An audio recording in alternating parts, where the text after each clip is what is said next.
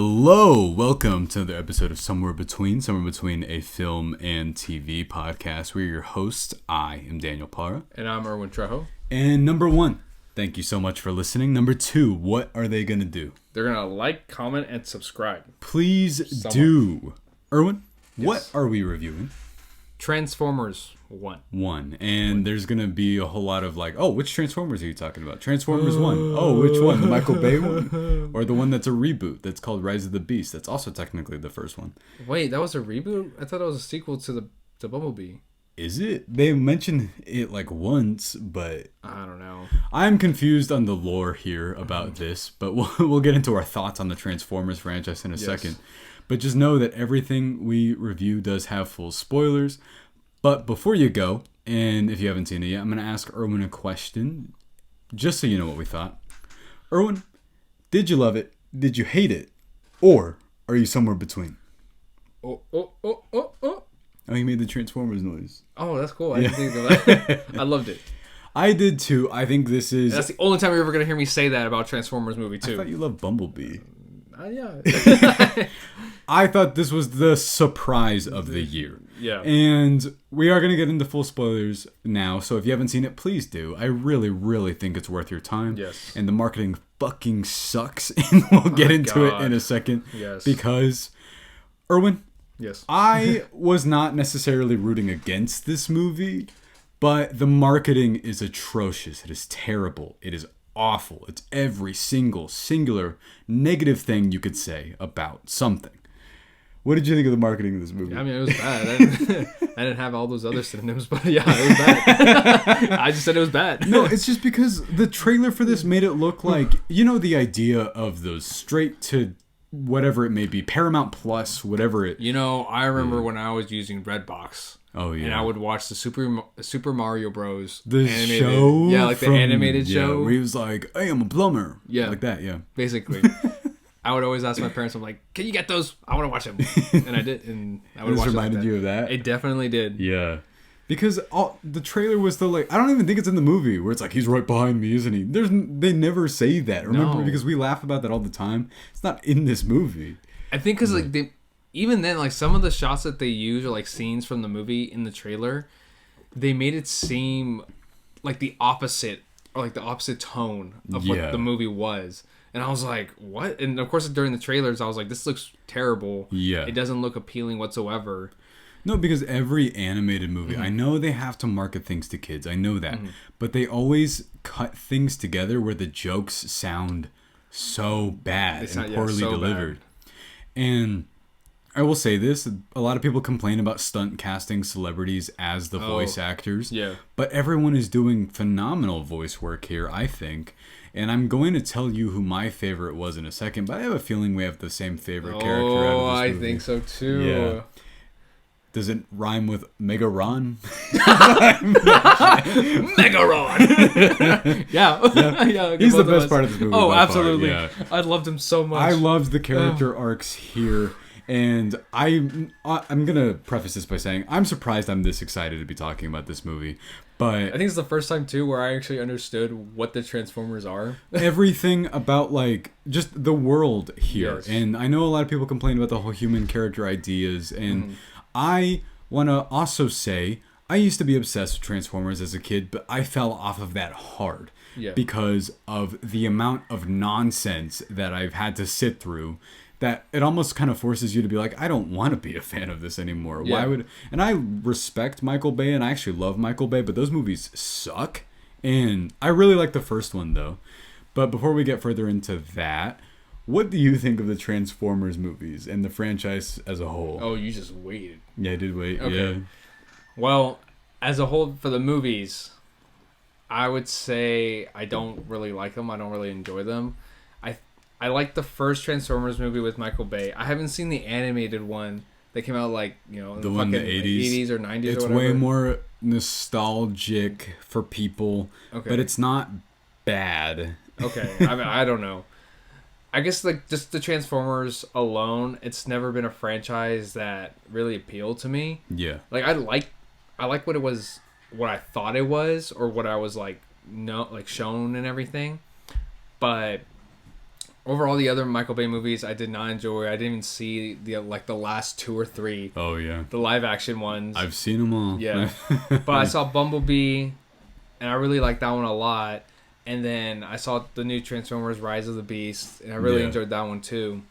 But this movie in particular definitely made it where I was like, I want to know more about this franchise. I want to know more about just Transformers as a whole. Yeah, and just I guess be a fan like how others were fans of this franchise too. I told you right before we started filming this, I said I want 5 more of these. Yes. I want to see the relationship between, at this time they're called Orion Pax and D16 or B16? Like D216 or something. Yeah. I don't know.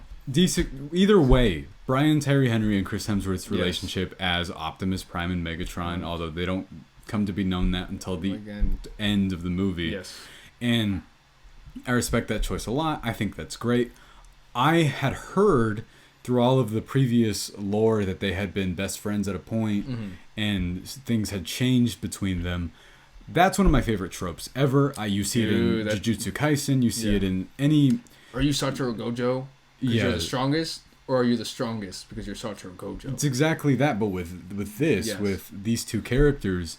And I really think the arc between not just both of them, but their relationship is the strongest thing in this movie. Oh, it's so good. And even just from the very beginning, you're like, I like these guys. This duo is amazing.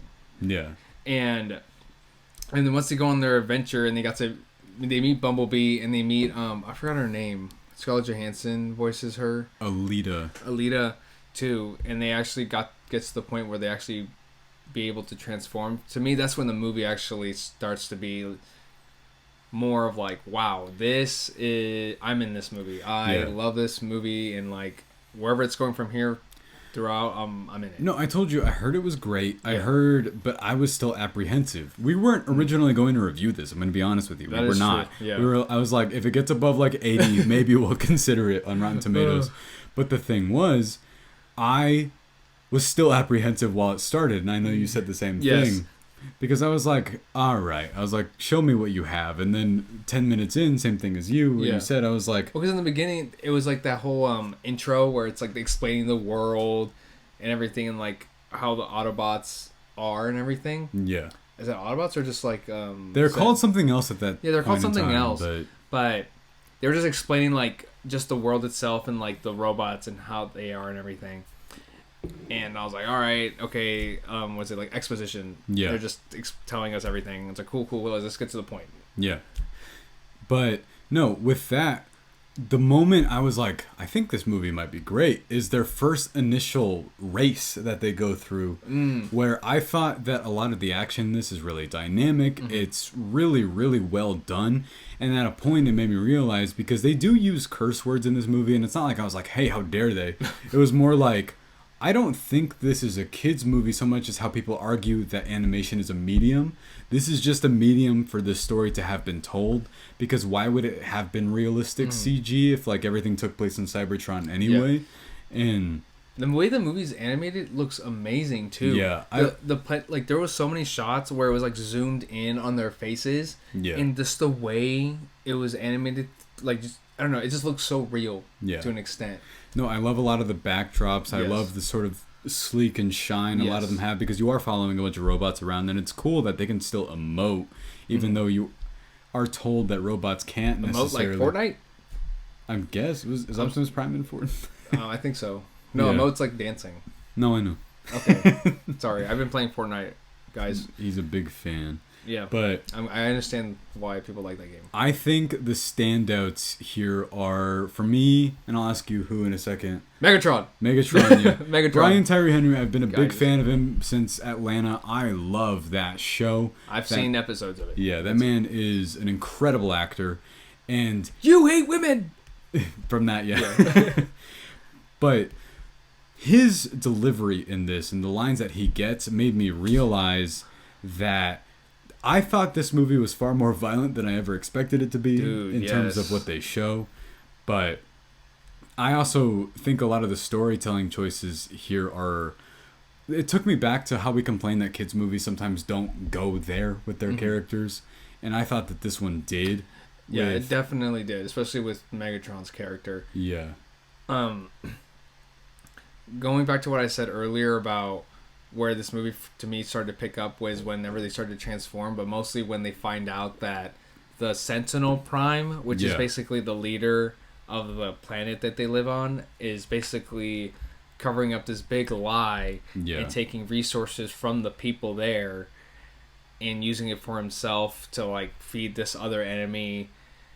Which is, it's kind of like a broadcast twist. If you've seen any of them, you're like, I mean, I know it's John Hamm. I love John Hamm. Yeah. I love Mad Men, but I'm also just like, I mean, I know this type of character. You know where that's going to go. Yeah. But the thing is, I think it's interesting that this movie is also about the government lying to people because there are themes of dystopia and the idea of corporate control by taking away something that actually belongs to you. And it's like a heavy topic for a kids movie, but it's not like some kid's gonna be like, yeah, but that's why I think one of the funniest lines is whenever Bumblebee's like, oh my god, my dream job working for the government.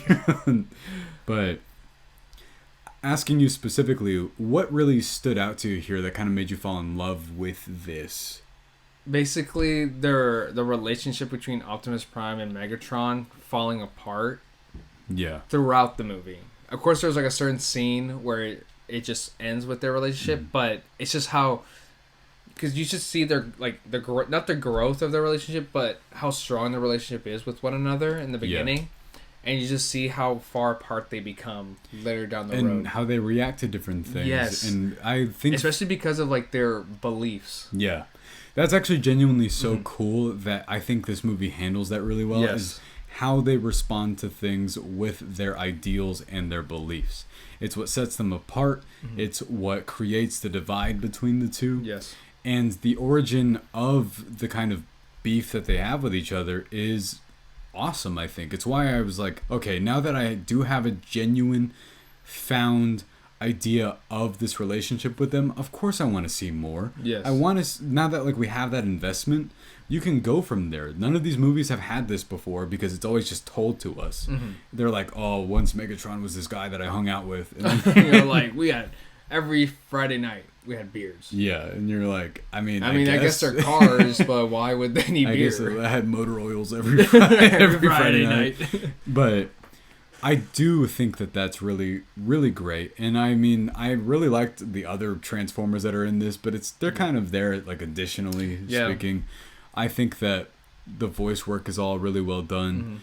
But I think there was a lot of, I don't want to say some moments felt like fan service. Definitely was. But to me, I guess I'm not a big fan because you can tell when certain scenes were supposed to be like fan service. Yeah.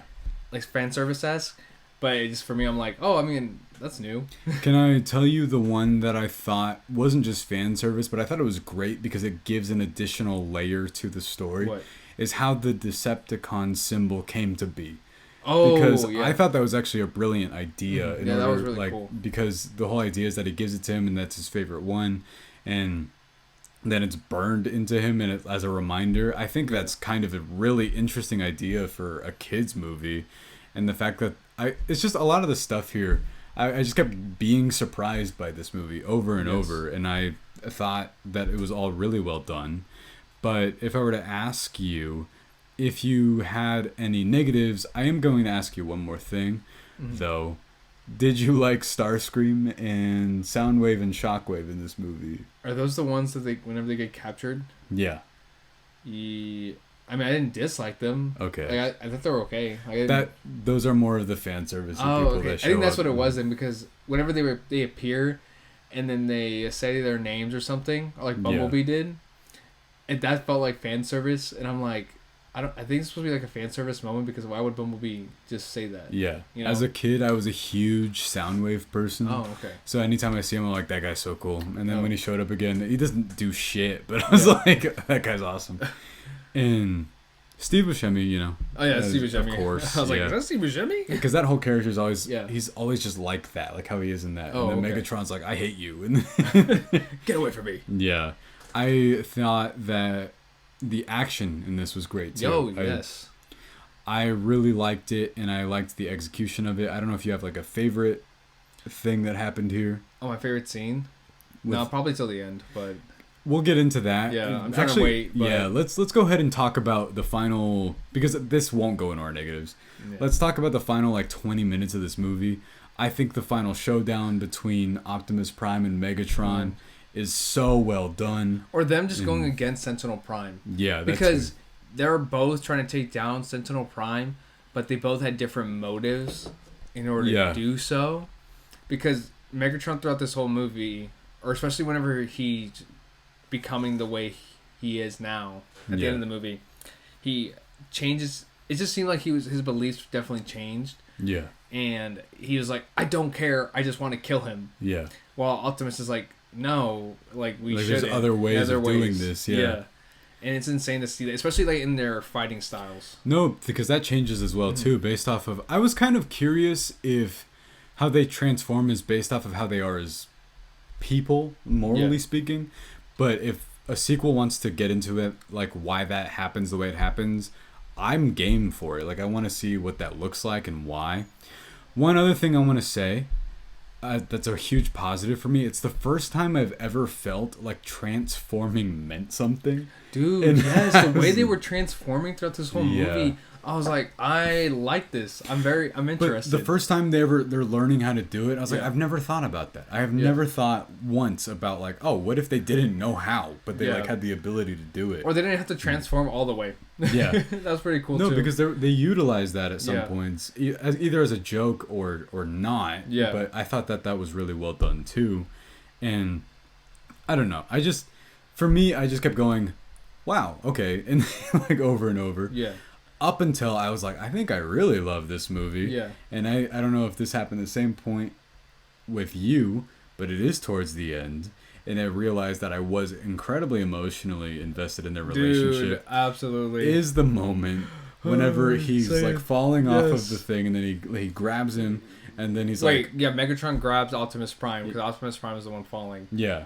What does he say exactly? He's like, I'm done saving you. And then he drops him. Yeah. Ugh. I told you. Because like Optimus Prime jumps in front of Sentinel Prime because Megatron's about to shoot him. Yeah. Yeah. And you realize that Megatron's viewpoint at that moment, based because he was shocked at first. He's like, "Why would you do that?" Yeah. In comparison, because it's an inversion of how those two treat each other at that point, which is why you're like, okay, now at this point there is no return for this character. Yeah. And I thought a lot of the storytelling here was actually really well done.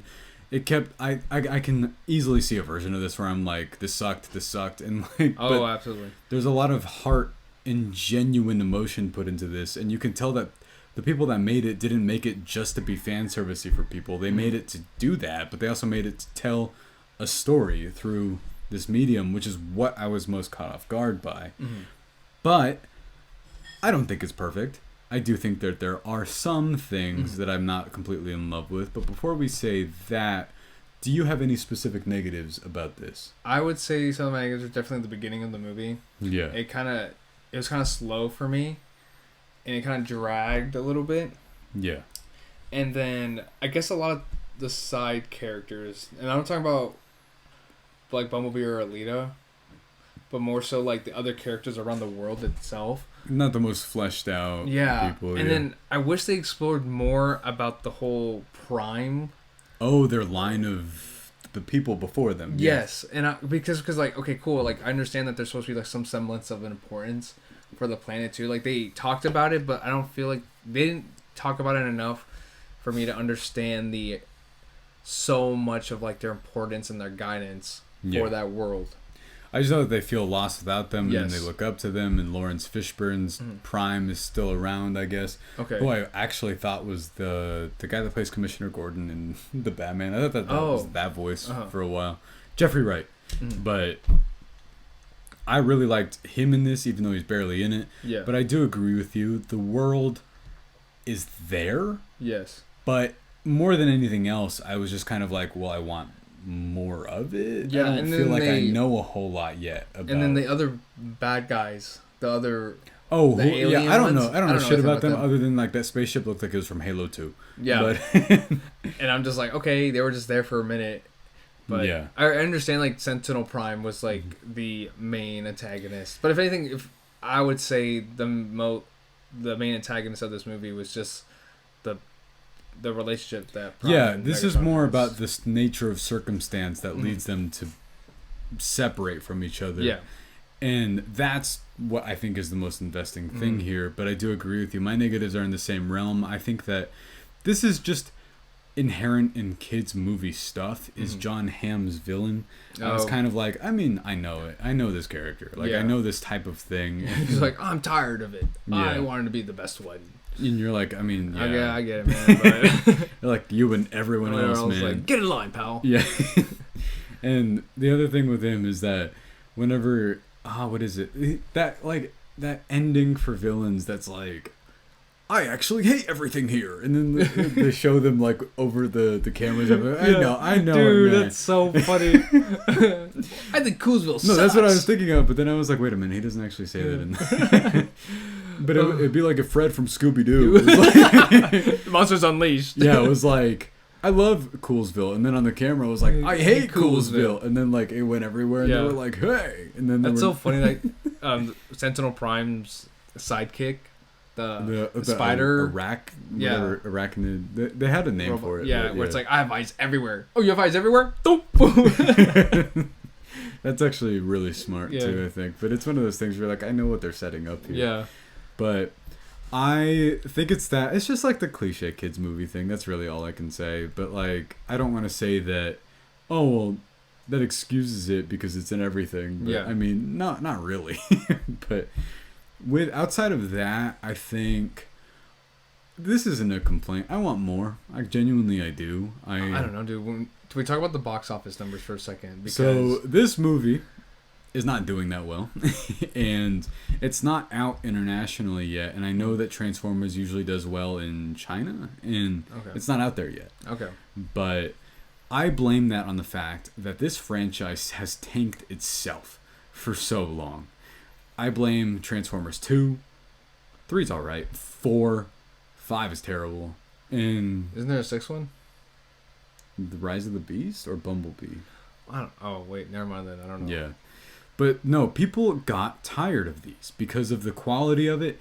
And there is a certain hesitation whenever people talk about these. But I will say, a lot of the people that I told I was going to see this, people want to watch this. I know that people do. So I don't know what the separation is here from box office and it actually doing well. But please go see it if you haven't. I do think it's worth your time. And I think it's really well done. And we're saying this as two people that did not want to see this. Yeah, I did not want to see this movie whatsoever. Yeah. But after this movie ended, I was like, I want to see more. I do want to see more. I want to see more. Yeah. Especially, I don't know. I mean, I'm pretty sure they'll probably take more things based on, because there's comics for these. There are comics, there are TV shows. They're probably going to take other storylines from shows and comics, and then they can keep exploring and keep expanding and just continue with Transformers 1 and just make it Transformers 2, Transformers 3, like please. 3. I don't know why it's called Transformers 1 specifically. Yeah.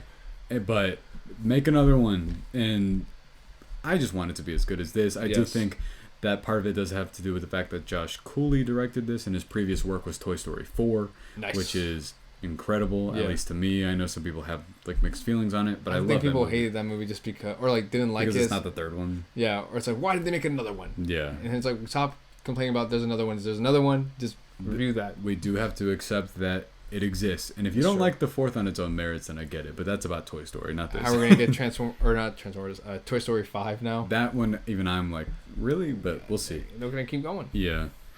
Overall, what'd you think? I thought it was really good. Yeah. So, are we gonna give our scores? Yeah, I thought it was really good as well. Erwin, what's your score? 4 out of 5. I'm also giving this 4 out of 5. Yeah. I feel like I'm like not giving it the proper credit it deserves by rating it that, but that's a great score. What else can I say? Yeah, it's a great score. So. Yeah.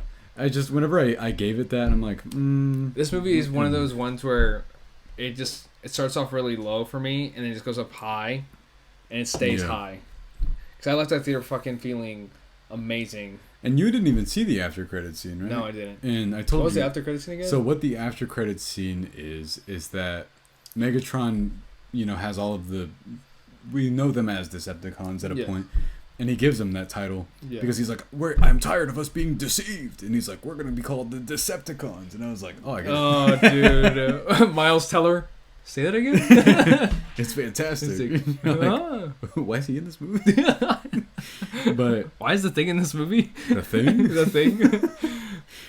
And it was one of those things where I was like, yes, I get it. And then he goes, Decepticons rise, and then it ends pretty much. Oh, okay. And I was like, I told you, one of the few times I've seen an after credit scene lately where I was like, where's the thing? Where's the next thing? And then I looked up sequel, and then it was like, Transformers 1 might not get a sequel. And I was like, well, damn. So, overall, yeah, thought it was great. Yeah, worth watching. Please go watch it so we can get another one. Yeah, and so we can talk about that whenever that comes out. Yeah, and hopefully it's fingers crossed, because I know that Teenage Mutant Ninja Turtles Mutant Mayhem also kind of suffered the same thing. Where really? Yeah, and Did you watch it? I loved that movie. Yeah. That's also really well worth your time. But what's up next? Do you know? No. Joker. Joker 2. Do, and I'm sure we'll have a whole lot to say about that when that comes out. So thank you. Megalopolis. That's our other one. Yeah. So thank you for clowning around with us, and that was okay. Yeah. No, we'll get to it. We'll get to it. We'll do it. Megalopolis. Okay, that one's good. But what are they gonna do? They're gonna like, comment, and subscribe. Please do. What did you see? No, not sorry. What did you think? What did I see? I don't know, man. I got that backwards. What did you think of Transformers 1? We want to know. Also, if you're like, I haven't seen it, well, what made you know what? I don't want to watch Transformers 1. I just want to watch this review and get spoiled for the entire thing, and then form my opinions around your opinion. There's a lot of people like that. I know. We know a lot of people That's like okay. that. Thank you guys so much for listening and watching. We will see you next time. Roll out.